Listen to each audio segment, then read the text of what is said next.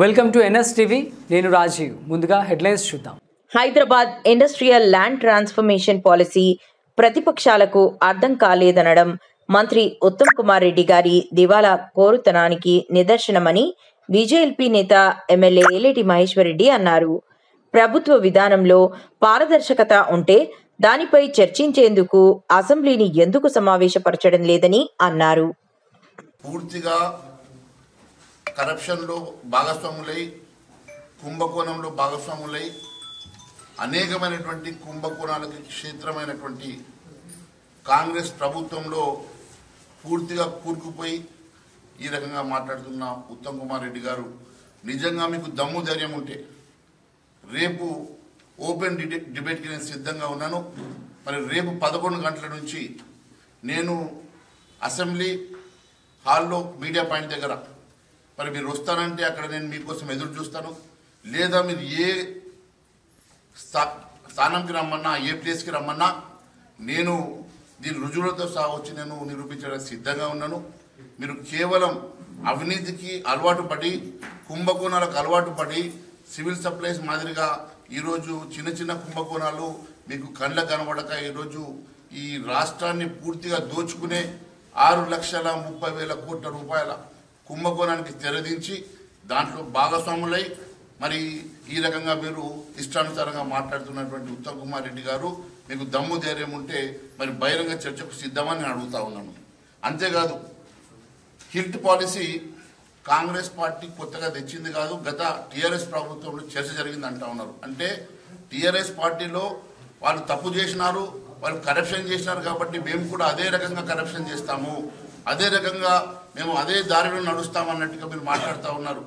మరి గతంలో మీరు అధికారంలో రాకముందు ఇండస్ట్రియల్ పాలసీ మీద అనేకమైనటువంటి అవినీతి జరిగింది, వాటి మీద ఎంక్వైరీ చేస్తాను, మరి అధికారంలోకి వచ్చిన తర్వాత మేము వాళ్ళ మీద కేసులు పెడతామని చెప్పినటువంటి ఉత్తమ్ కుమార్ రెడ్డి గారు, రేవంత్ రెడ్డి గారు ఈరోజు అధికారంలోకి వచ్చిన తర్వాత ఒక్క ఇన్వెస్టిగేషన్ చేయకుండా, ఒక ఎంక్వైరీ చేయకుండా, ఒక కేసు పెట్టకుండా, ఒక్కరిని అరెస్ట్ చేయకుండా ఈరోజు కూడా వాళ్ళ దారిలో మీరు కూడా అదే రకమైనటువంటి అవినీతి చేసి వాళ్ళు 1,000 కోట్లు సంపాదిస్తే మేము 1,00,000 కోట్లు సంపాదిస్తాం అన్నట్టుగా మీరు కూడా కుంభకోణాలకు తెరదించి ఈరోజు ఈ రకంగా మాట్లాడుతూ ఉన్నారు.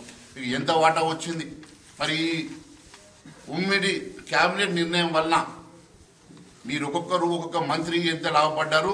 మీరు సబ్ కమిటీలో పార్టిసిపేట్ చేసినందుకు మీకు అధికంగా వాటా వచ్చిందా? ఎందుకోసం ఈ రకంగా మాట్లాడుతూ ఉన్నారు?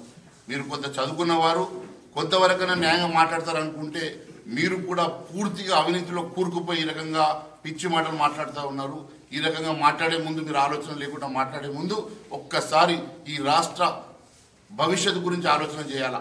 ఈరోజు ఈ రాష్ట్రానికి చెందాల్సినటువంటి 1,00,000 కోట్ల రూపాయల ఈ సొమ్ముని ఈ రాష్ట్ర ఖజానాను కొల్లగొడుతూ క్లెప్టోక్రాట్గా మారినటువంటి ఉత్తమ్ కుమార్ రెడ్డి ఈరోజు ఈ రాష్ట్రంలో నిజంగా ఈ రాష్ట్ర భవిష్యత్తు మీద మీకు ఏ కొంచెం ఆలోచన ఉన్నా రేపు బహిరంగ చర్చకు మీకు సిద్ధమా అని చెప్పి నేను మరొకసారి అడుగుతా ఉన్నాను.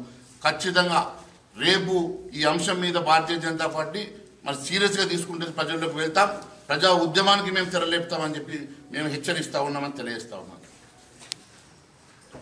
హిల్ట్ పాలసీ కొత్తగా వచ్చింది కాదని, గతంలో బీఆర్ఎస్ ప్రభుత్వం కూడా దీనిలో చర్చ జరిగిందని చెప్తున్నటువంటి ఉత్తమ్ కుమార్ రెడ్డి గారు, మరి గతంలో వారు తప్పు చేసి గతంలో అవినీతి చేస్తే అదే అవినీతి అదే తప్పు మేము చేస్తామన్నట్టుగా మీరు మాట్లాడుతూ ఉన్నారు. మరి గతంలో ఇప్పుడు సబ్ కమిటీలో ఉన్నటువంటి బట్టి విక్రమార్క గారు మాట్లాడుతూ గతంలో వారు పారిశ్రామిక భూముల్ని భూబదలాయింపు జరిగింది, అక్రమాలు జరిగినాయి అంటున్నారు కదా. మరి అక్రమాలు జరిగితే ఎందుకోసమని దాని మీద ఎంక్వైరీ పెట్టలేదు, అక్రమాలు జరిగితే ఎందుకోసమని వారి మీద చర్యలు తీసుకోలేదు, కేసులు పెట్టలేదు, అరెస్ట్ చేయలేదు అని అడుగుతా ఉన్నారు. Sub committee వేసామన్నారు. సబ్ కమిటీలో ఉన్నటువంటి మరి శ్రీధర్ బాబు గారు, ఇండస్ట్రీ మినిస్టర్ ఉన్నటువంటి శ్రీధర్ బాబు గారు, బట్టి విక్రమార్క గారు మరి చెప్తున్నటువంటి అనేకమైనటువంటి అంశాల్లో మరి దేనికోసమని మీరు వాళ్ళు ఒకవేళ అక్రమాలు చేసి ఉంటే అక్రమాల మీద చర్యలు తీసుకుంటలేదో, ఎందుకోసం అని చెప్పి వాళ్ళ మీద కేసులు పెడతలేరు, మరి ఎందుకోసం అని బయట పెట్టడం లేదో తెలియజేయాల్సిందే కోరుతా ఉన్నాం. హైదరాబాదు కాలుష్య రహిత ప్రపంచ స్థాయి నగరంగా తీర్చిదిద్దుతాము, అందుకోసమే నగరం బయటకు పంపిస్తామంటున్నారు కదా. ఎక్కడికి పంపిస్తారు? దానికోసం భూమి కేటాయింపు చేశారా? మరి కేటాయింపు చేస్తే ఎక్కడ చేశారు? దాన్ని ఎందుకు బహిర్గతం చేస్తలేరు?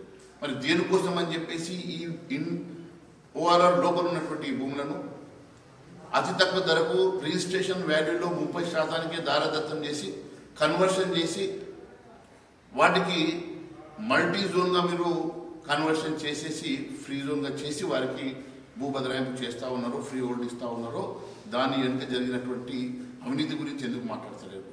ఉత్తమ్ కుమార్ రెడ్డి గారు మరి ఈ ఓనర్లకు వాటికి పావుషేరు ధరలకు ఇస్తున్నటువంటి భూములలో మీకేమన్నా స్పెసిఫిక్గా వాటా ఏమన్నా ఉన్నదా, లేకుంటే మీకేమన్నా మూటలు మూలలు మీకు దొరికినాయా?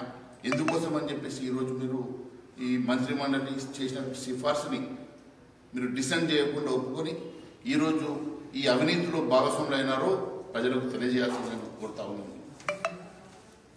హిల్ట్ పాలసీలో ఎలాంటి అవినీతి జరగలేదని ఉత్తమ్ కుమార్ రెడ్డి గారు భావిస్తే బహిరంగ చర్చకు సిద్ధంగా ఉన్నారా? ఏ రోజు ఎప్పుడు ఎక్కడ పెడతారో చెప్పండి, నేను సిద్ధంగా ఉన్నాను. ఎనీ టైం ఎనీ డే ఎక్కడ పిలిస్తే అక్కడికి ఆధారాలతో సావచ్చి నేను నిరూపించడానికి సిద్ధంగా ఉన్నాను. ఈ రకంగా మీరు పట్టగలిసి మీ దేశ ప్రయత్నం చేసే ఉత్తమ్ కుమార్ రెడ్డి గారు, మీరు గతంలో కూడా మీ మీద అనేకమైన ఆరోపణలు ఉన్నాయి. ఇలాంటి మరి కాంగ్రెస్ ప్రభుత్వంలో కుంభకోణాలకు నిలయమైనటువంటి అవినీతికి నిలయమైనటువంటి కాంగ్రెస్ పార్టీలో క్యాబినెట్లో మీరు భాగస్వాములై మీరు కూడా ఒక అవినీతి మంత్రిగా మాట్లాడడం సిగ్గుచేటని